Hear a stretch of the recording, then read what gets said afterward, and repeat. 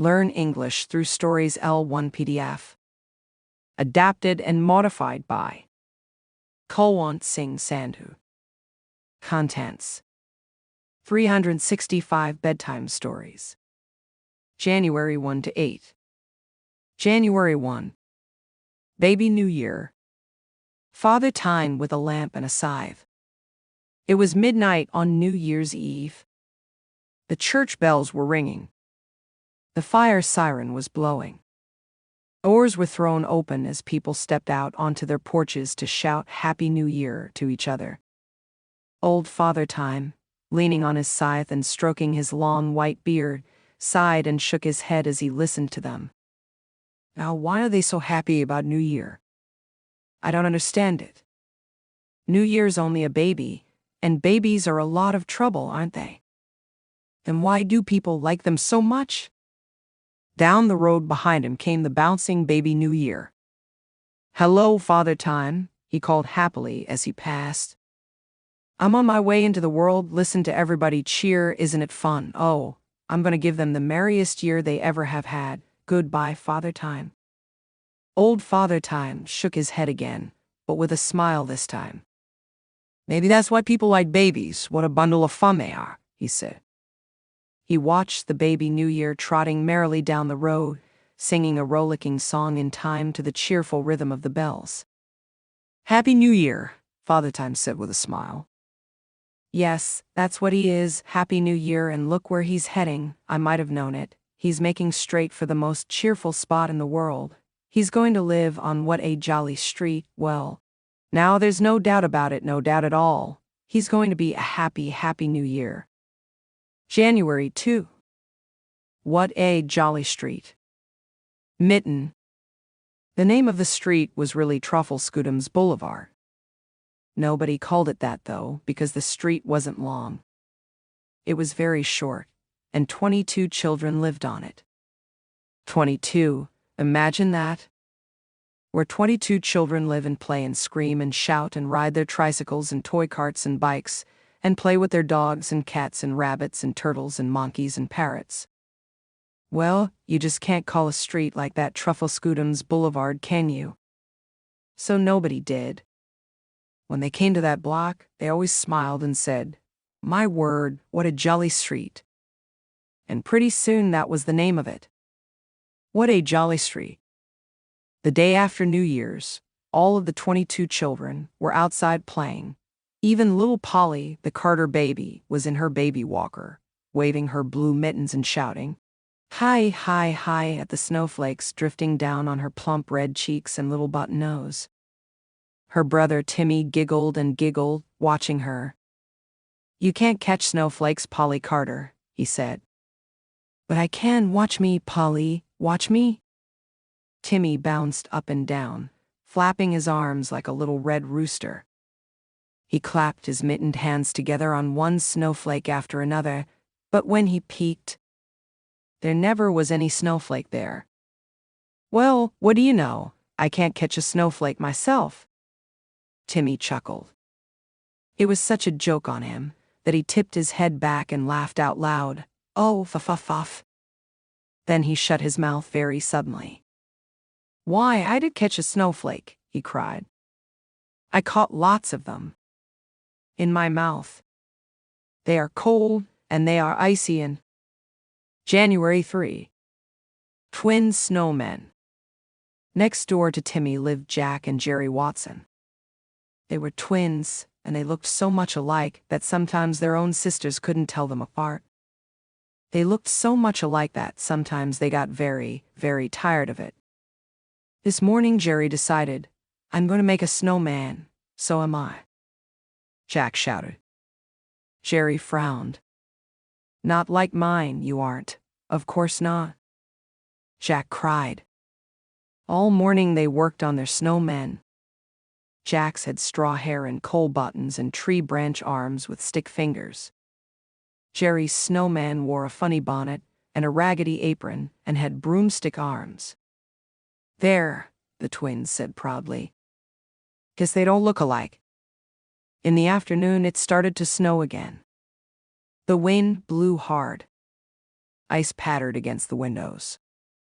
It was such a blowy, snowy storm that Jack and Jerry had to stay inside. Not until almost dark could they peek out again to see their snowmen. "They're still there," Jerry shouted.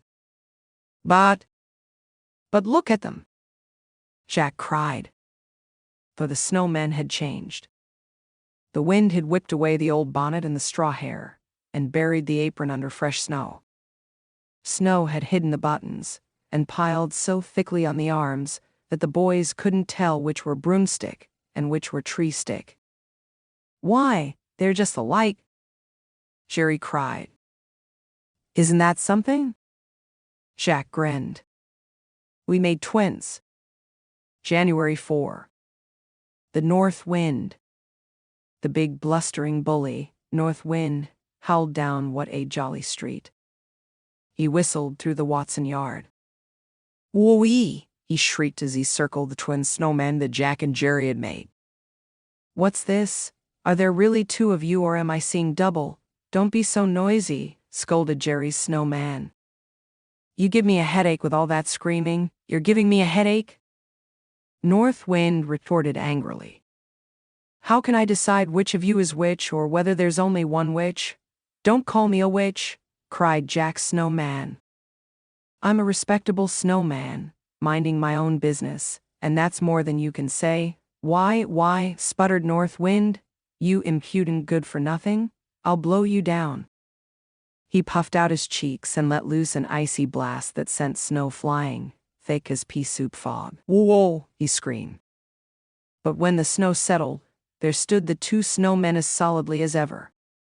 North Wind danced in rage. He howled and stamped and jumped up and down. He huffed and puffed and shrieked and whooped until he was so worn out that he dwindled down to nothing at all. Silence settled over what a jolly street.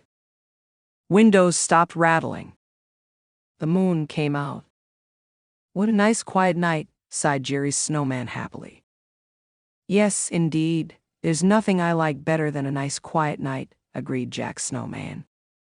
Then, very solemnly, they winked at each other. January 5. Hustle, bustle. Across the street from Timmy lived the Browns. Mike Brown was 2, Peter was almost 6, Mary Lou was 9, and Hustle Bustle was 13. Hustle Bustle was a parrot. First thing every morning, Hustle Bustle opened his cage door with his strong curved beak and climbed to the top of his cage. His long feet held the wires tightly, and his head bobbed this way and that as he looked for company. "Hello, hello," he shouted. If the children weren't up to answer him, he called them just as their mother did at 8 o'clock. "Mary, get up now, Peter, Mary Lou." Sometimes it fooled the children, and they got sleepily out of bed and started to dress way ahead of time. Hustle Bustle liked to pretend he was talking over the telephone. From listening to Mrs. Brown, he had learned a whole string of sounds almost like words. Well, gab goo pilly bo biggly got, he would say whenever Mrs. Brown sat down at the phone. Fuddy fop goopity one wa furdy fay. He always finished very loudly. "Well, goodbye now, goodbye." Sometimes the person talking to Mrs. Brown thought Mrs. Brown was saying goodbye and hung up. "That parrot."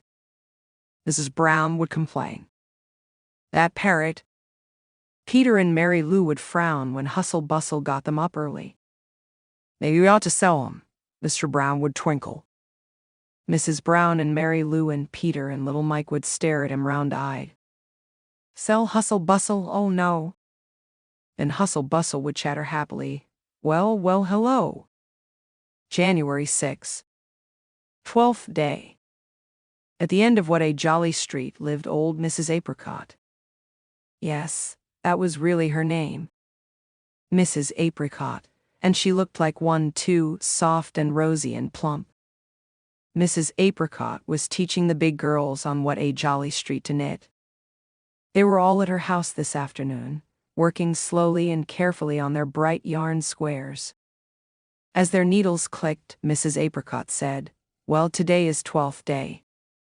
My word, I remember how we used to celebrate it when I was a girl.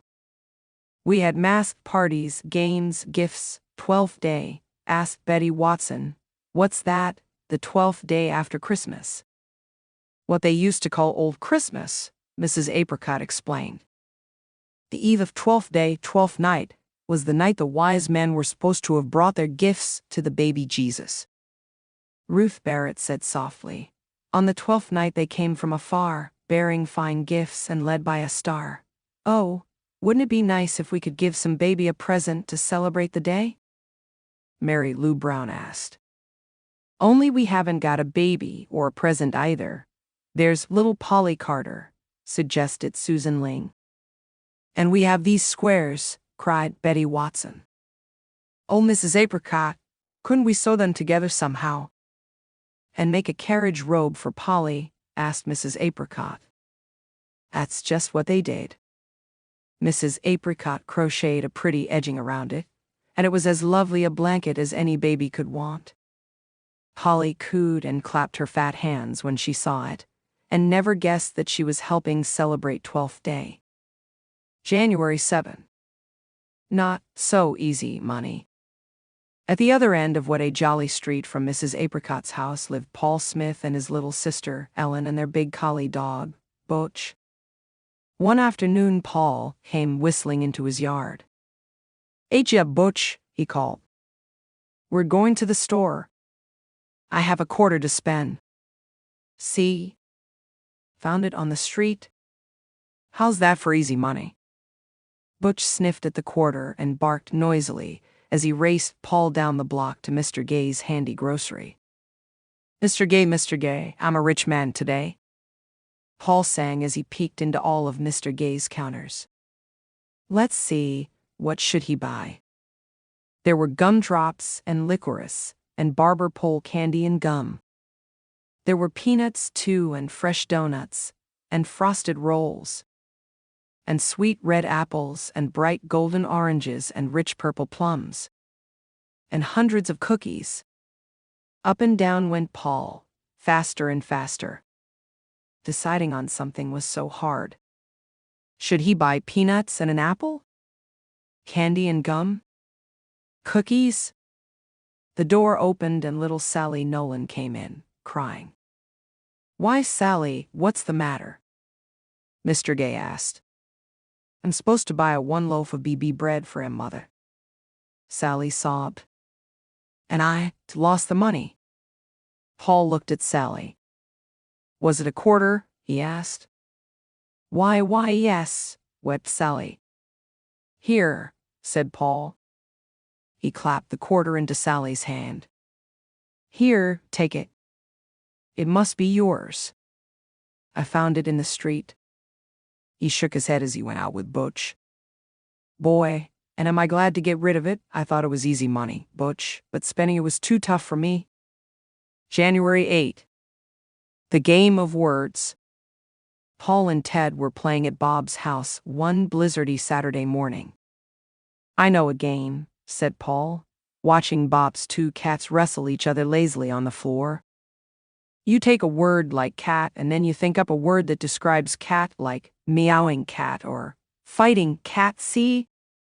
Only first of all, it has to begin with A. The fellow who can't think of any more words is out, and the others go on to B. Sure, I get it," said Ted. "Alley cat, aged cat," cried Paul. Bob thought hard. "Angry cat," he shouted. It was Ted's turn again. He rolled his eyes and scratched his head and scowled until finally he yelled, "A fraidy cat." Bob and Paul shouted with laughter. Okay, agreed Paul. "I guess we'll take that, active cat." Bob was still laughing. "I'm out," he said. "You go on to B. Black cat," said Ted promptly. "Big cat," said Paul. "Barn cat, busy cat," cried Ted. "Baby cat." Paul said, "You've got me, I can't think of another one." "I can," shouted Bob. Easiest one of all, Bob's cat.